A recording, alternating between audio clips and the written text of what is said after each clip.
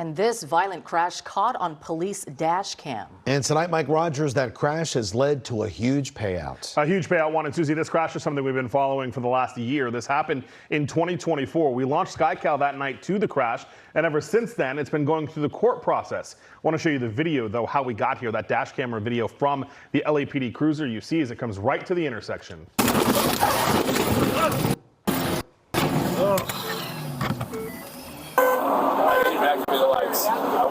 I wasn't even in a pursuit. I was just trying to get up.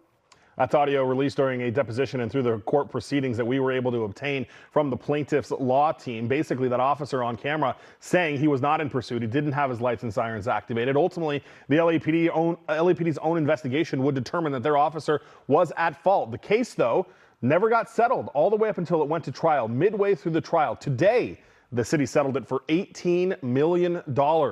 I had a chance to speak with the attorney about how the brothers, who are in their 70s, are doing now after this crash. They still have a long way to go. They're still under the care of doctors. They still have surgeries to do. And this is not the way they should be living their golden years.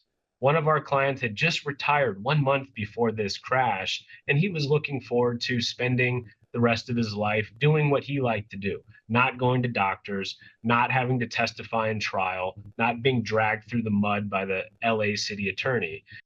What's interesting here in this case, in addition to the money, Robert Glassman, who is the attorney for the plaintiffs, had asked the city to apologize. He told us that when he first filed the case, that is something he wanted. Well, today, that finally came to a head in court when the city refused to issue an apology, saying they had a strong word of best wishes. I'll show you the judge's reaction. I pulled some of the transcripts here. The judge responding to that saying, I'm a little unclear, candidly, as to why you wouldn't say sorry or why you wouldn't apologize. Her statements go on. We'll show them to you here to say throughout the statement, they went on to say here, it is tragic what happened here. Two brothers are here, and I'm really pleased to see that they were able to walk in on their own. But just as a human, you know, I don't think it's unreasonable for an apology to occur. If it were my fault, I would do it. Those are the words of the judge. The city attorney responding, that would be an admission of fault. And the city is not prepared for an admission of fault.